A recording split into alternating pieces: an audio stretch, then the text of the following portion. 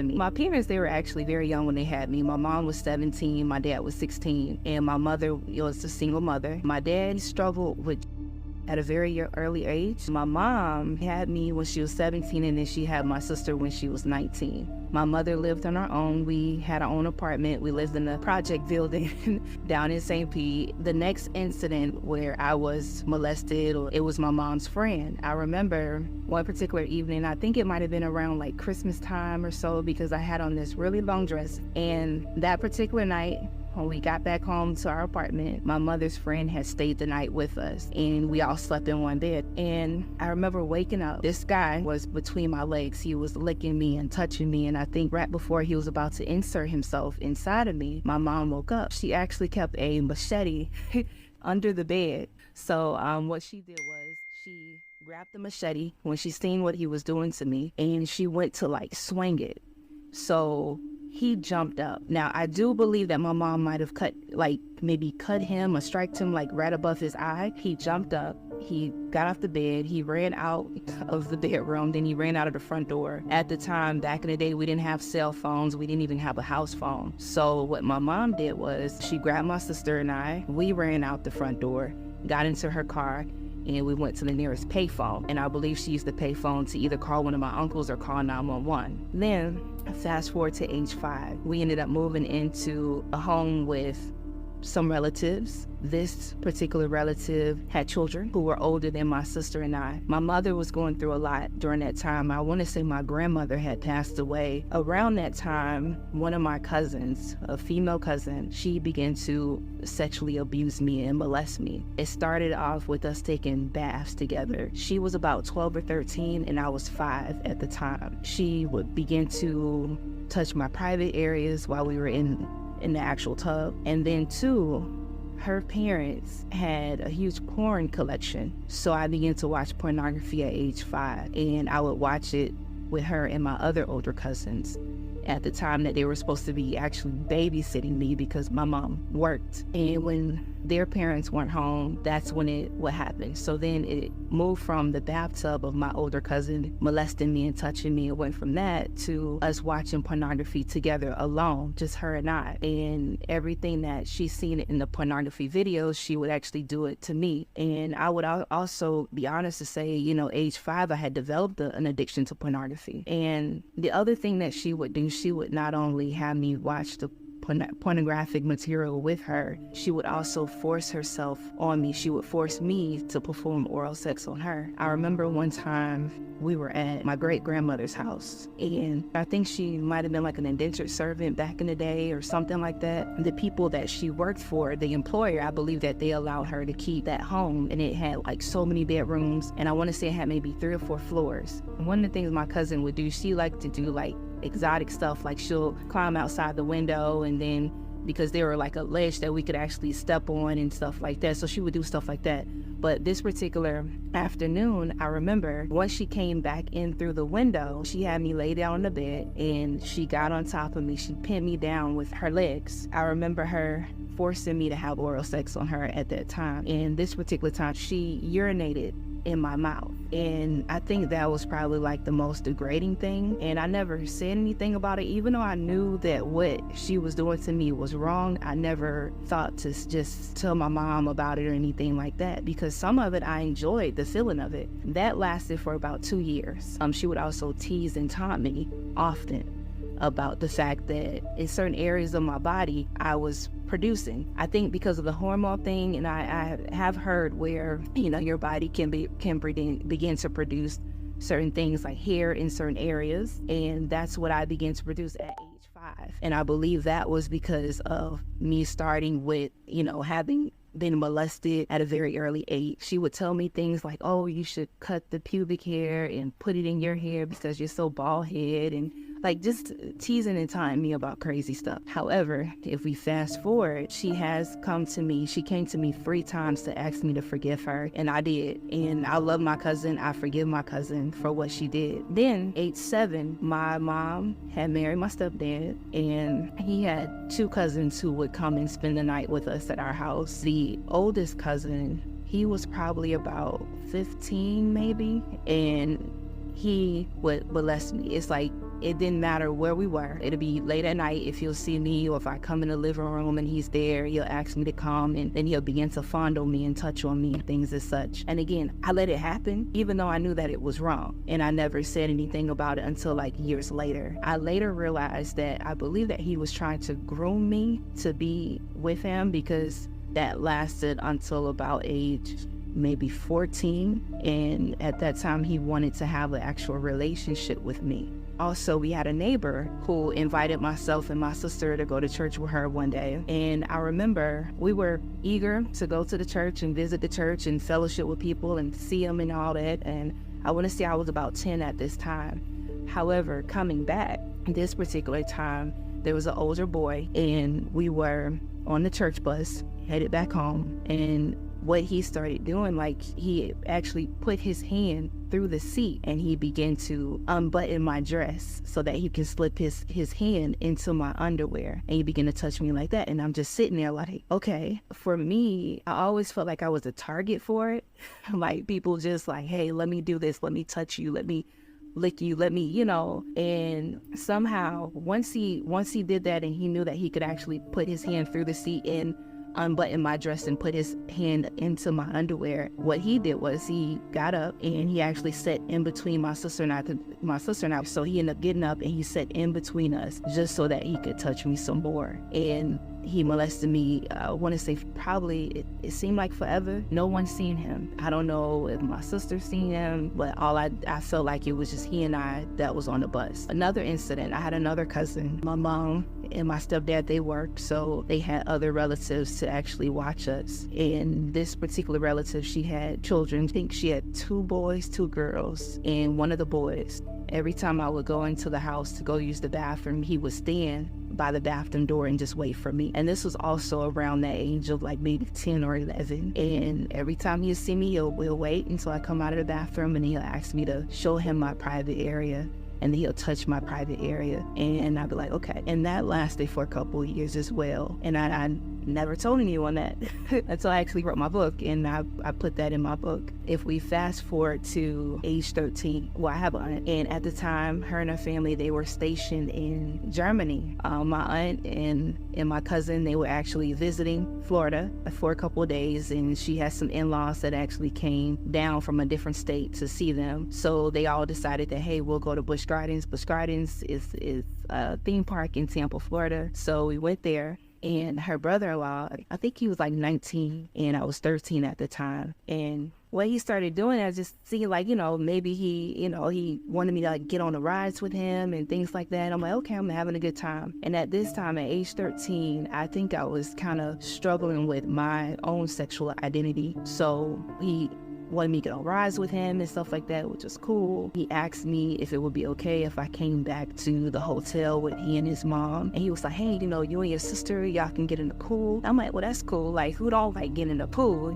especially in Florida. I went back with them. I sat directly behind his mom because his mother was driving. He was in the passenger seat, and my sister sat next to me. And so I remember he kept looking back, and he kept asking me, like, could I unbutton my shirt? And I was like, no. And he was like, can you just show me your breast? And I was telling him no. But again, it just kind of went over my head. So we get to the hotel. Once we got changed out, he took my sister and I down to the pool. And once we got into the pool, he began to sing to me. It was just weird, just singing. Then he began to fondle me. He began to touch me between my legs while we were in the pool together. And I'm like, okay, well, maybe he liked me a whole lot more. So then he asked me, could I come to a bathroom with him? And I was like, okay. So we went into the bathroom. He began to touch on me some more, touching me between my legs, on my butt, and all this stuff. And I enjoyed the attention. I enjoyed how I felt. Right before he was about to insert himself, someone began to knock on the door. And that's when he stopped. So nothing happened. Nothing went beyond him just touching me. Like, there was no penetration. He did ask me, could I keep in touch with him? And I was like, yeah, I'll keep in touch. And at this time I was thinking that, well, maybe we're now in a relationship. But mind you, again, I'm 13, just got out the 8th grade, and he was 19. I believe he had just graduated high school. Not only graduated high school, but he had a job. He was working at the bank. So he asked me, could I call him at certain times, and I did. And I would sneak and call him because ain't no way my mom and my dad, they wouldn't want me talking to a boy. I knew that that was wrong. And then not only a boy, but someone who's 19. So what I would do is I would call him late at night, and then I would try to hide the phone bills when the phone bills came in because I didn't want my parents to see that I was calling up to a different state. I also volunteered at a local hospital, and at this hospital I had access to the mail room and along with envelopes and stamps and stuff like that. So then he asked me, could I write him? And I was like, yeah, that's cool. I began to write him letters and send him those letters. He never wrote me back, but now as a grown woman, I see why. It was inappropriate. It was an inappropriate relationship. My parents, they had found a letter in my purse, and it was, they seen that it was a letter addressed to him. And like my mom old school, so she's gonna go through your stuff, and she went through my stuff, and that's what she found, and she thought it was odd. Like, why are you writing him? Why are you writing him this letter in the first place? So when she opened the letter, like I said, I had stole a condom from Walgreens, and I put it inside the letter because, like I said, our conversations would be very sexual, and he would tell me all these sexual things he wanted to do to me. The other thing he would do, he'll ask me, can I urinate, like while I'm on the phone with him? And I'm just like, okay, this my boo, this my boyfriend, I'm gonna do whatever he want me to do. When I wrote the letter, I just kind of put everything in here, a lot of things that we had discussed that was sexual in nature. And I did get disciplined. My mom even put me on birth control because it's like, you ain't finna have no baby up in here. Her and my dad, they call him and they asked him, hey, did you have sex with her? And he lied about it. He said that nothing ever happened between us. He said that I was calling him like I lived there, which, he was in a different state. And I'm just like, no, he asked me to call him. When he said that, it broke my heart. When he said that I was crazy, he didn't know why I was calling him and stuff like that, it really, really hurt. When I entered into the 9th grade, I had turned 14. I made it up, and my mother, she actually went to bed early. So what I started doing was I snuck out the house. And I want to say it was probably about 11 o'clock at night. And I heard somebody say, psst, psst, psst, come here, come here. So I walked towards the spitting sound, and this guy began to ask me questions. He was like, so like, what's your name? How old are you? I told him my name. I told him that I was 14. He was like, you're not 14. I said, I am 14. And then he asked me if I was a twerker. And at the time I thought a twerker was a prostitute. So I'm like, I'm not a twerker. He was like, yes, you are. So then he came up, he began to walk closer to me, and then he put his hand in between my legs. And because I was used to that, so I'm just like, okay. So when he did that, he was like, oh yeah, you a twerker. So get in the car and holler at my homeboy. So I'm like, okay. And age 14, I had never been penetrated. So when I got into the car with his homeboy, with his friend, I remember I opened the passenger door. So I got in the car, and I wasn't even nervous. He began to touch me and caress like my breast and things like that. So I took my underwear off, and we had sex. So essentially that was actually my very first time having sex with a man and being penetrated. So in the car with this man, I want to say he probably was like maybe 18 or 19. After I had sex with him, then the guy who first asked me to get into the car to talk to him, he got into the car, and then he was like, hey, let's get in the back seat, and then end up having sex with him. So then when I felt that I was done, I began to like put my clothes back on and proceed to get out of the back seat of the car. There was another guy that came, and he began to push me back into the car, and he said, oh, it's my turn. I'm like, okay. So I had sex with him, and then once he was done, he got out the car. Then another guy got in. Once the fourth guy was done, then I got out of the car. The last two men that I had sex with, they asked me, could I come back with them back to one of their homes or their houses? And I did that, had sex with them in some backyard. And I believe at that time I had developed an addiction to that, an addiction to sex at that time, because it was like an adrenaline rush. I didn't have a cell phone. I didn't have any of that. I was just out, just being silly. While I was walking home, there was another guy. He came, he was riding on a bicycle, and all these were grown men, and all of them again asked me the same question, what's your name? Where are you from? How old are you? And I'm like, I'm 14. And then they all say, no, you're not. No, you're not. I'm like, yeah, I'm 14. So the grown man on the bicycle, when he see me walking home, he told me, he was like, you shouldn't be out this time of night. And I'm like, okay. So he said, I'm gonna walk you home. I said, okay, cool. He said, yeah, I just want to make sure you get home safe.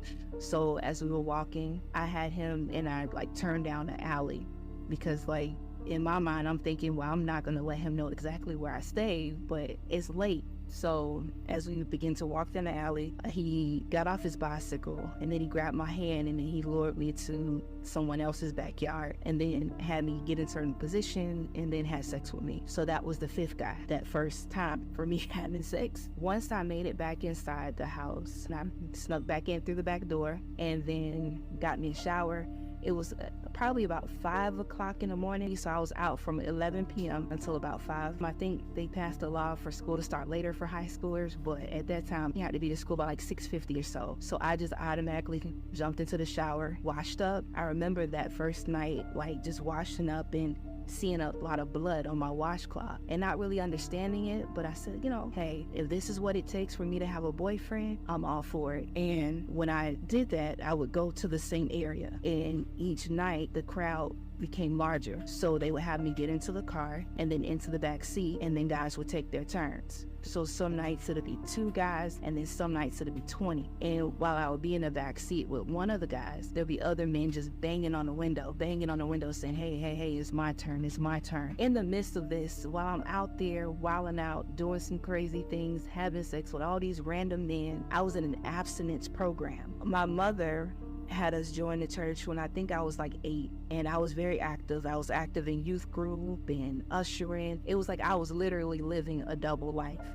Sometimes even after class, some of the guys might be waiting for me, whether at the other house or in the car, or they'll be waiting for me in the bathroom, and then I would have sex with them in those random locations. And my parents, the whole time, they're thinking I'm going to the abstinence program. And I was so well at what I did, I excelled even in the abstinence program, that they had me become to speak at one of the main events because they really admired just who I was, but not knowing again that I'm getting buck wild. Eventually, with all of that, walking out, doing all that stuff, it was one day I just decided I didn't want to do it anymore. I really tried, and when that happened, I remember I want to say 2 weeks later, some guys, for some reason, I don't know how they figured out where I lived, they began to knock on the window, and then it began again. The cycle began again. Parents found out about it from a relative who eventually had asked me to have sex with him. Age 15 is when I surrendered my life to the Lord. Banging on the window saying, hey, it's my turn.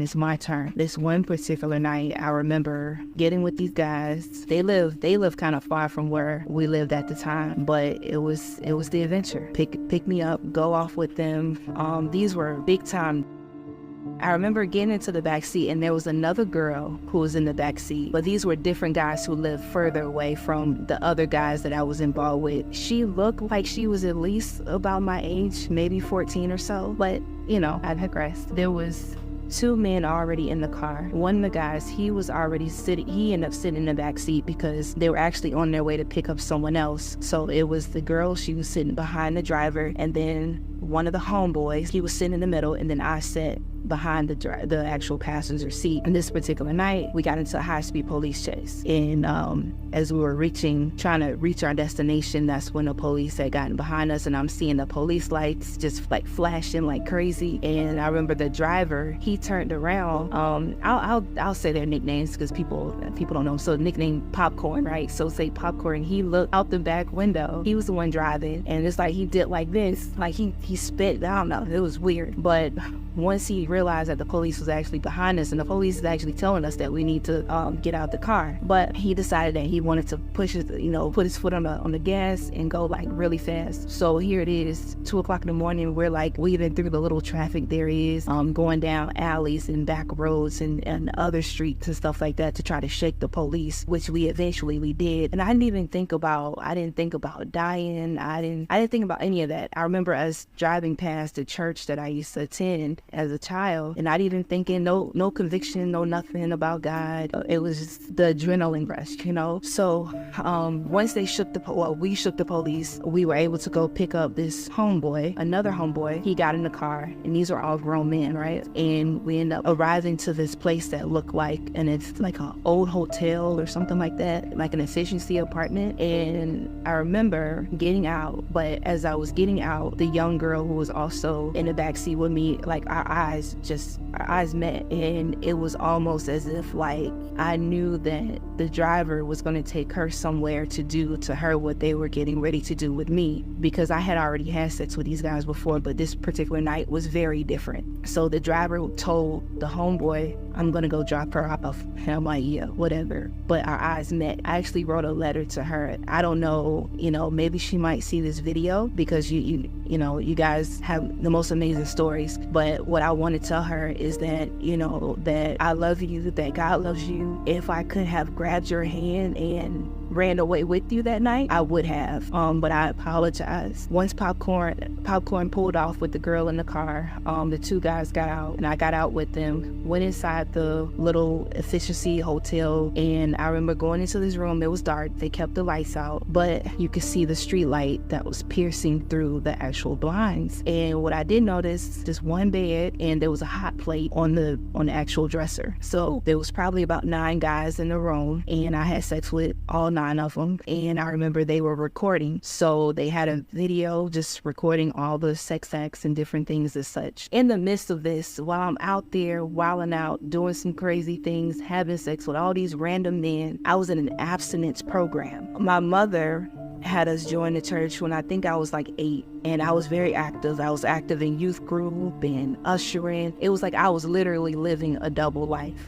Sometimes even after class, some of the guys might be waiting for me, whether at the other house or in a car, or they'll be waiting for me in the bathroom, and then I would have sex with them in those random locations. And my parents, the whole time, they're thinking I'm going to the abstinence program. And I was so well at what I did, I excelled even in the abstinence program, that they had me become to speak at one of the main events, because they really admired just who I was, but not knowing again that I'm getting buck wild. Eventually, with all of that, walking out, doing all that stuff, it was one day I just decided I didn't want to do it anymore. I really tried, and when that happened, I remember I want to say 2 weeks later, some guys, for some reason, I don't know how they figured out where I live, they began to knock on the window, and then it began again. The cycle began again. Parents found out about it from a relative who eventually had asked me to have sex with him. To fast forward with my life, age 15 is when I surrendered my life to the Lord. It's like my life changed drastically, and the things that I was doing, I realized that I wasn't just hurting myself, but I was breaking God's heart, and I didn't want to do that. Years later, I rededicated my sexual purity to God, and when I did that, I was like, no, I'm not having sex. I'm serious about this thing, man. But I ended up running into a high school friend at college, and we kicked it off. Everything was well. I ended up going to his apartment one day, and that's when he raped me that particular day. He kept apologizing for what he did. He asked me, can he redo what he did to try to make up for what he had done to me? And then there was another incident. I got into a relationship with another guy. This particular person, I told him, because at this time I had abstained from sex for 4 years, and I told him I wasn't going to have sex, all because of my love for the Lord and me being in ministry and wanting to be an example. He began to tell me things like, oh, well, you probably got AIDS, that's why you don't want to have sex with me. And I was like, that's not true. Then he told me that he felt like God told him that I was his wife. And I said, well,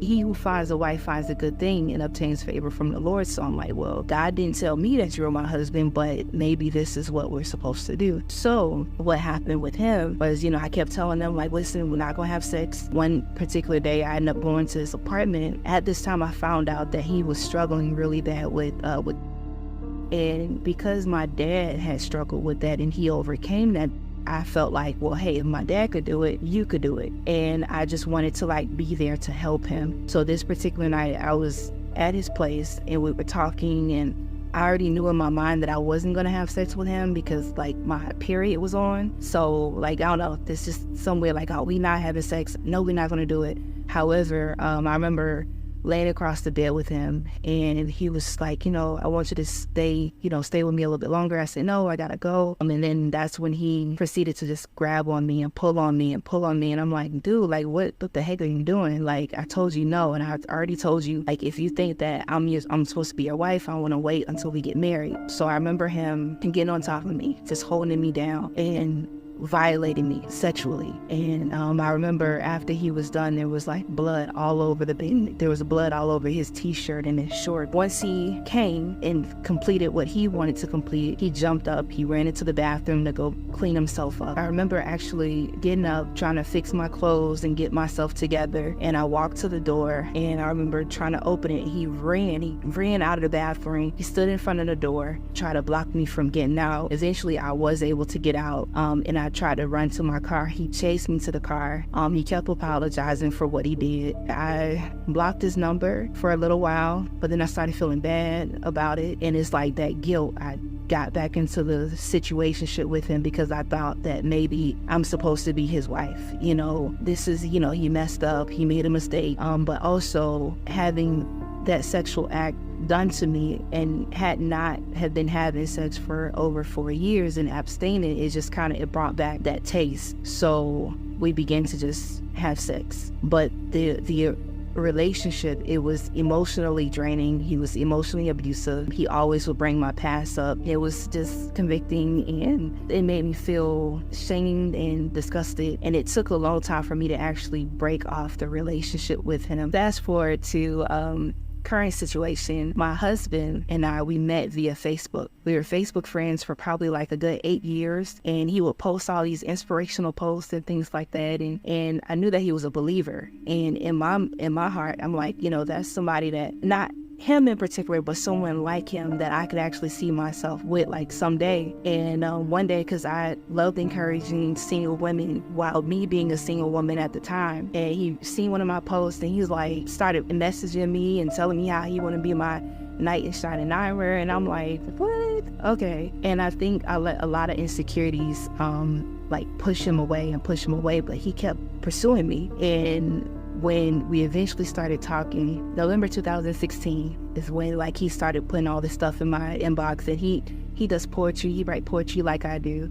So he'll put all this poetry stuff in my inbox, and I ignored him, or I tried to run away and run. And I think because I was still holding on to the things that I did as a youth and not making so great of choices, and being in an emotionally abusive relationship, in a sexually abusive relationship, and not really understanding my true worth. But when we began to talk, we talked on the phone for the very first time in December of 2016, and it almost felt like God was telling him my secrets, because it's things that I would pray about and my husband would actually talk about, and I'm just like, what? This is crazy. He pursued me, and in January 2018 we got married, and we've been married ever since. It's been a very beautiful experience, and one of the things I like to share about this story is that even though I had sex with all these different people in my past, my husband is the first man that I actually gave myself to. I feel completely free. I feel like myself. I feel like God chose him just for me.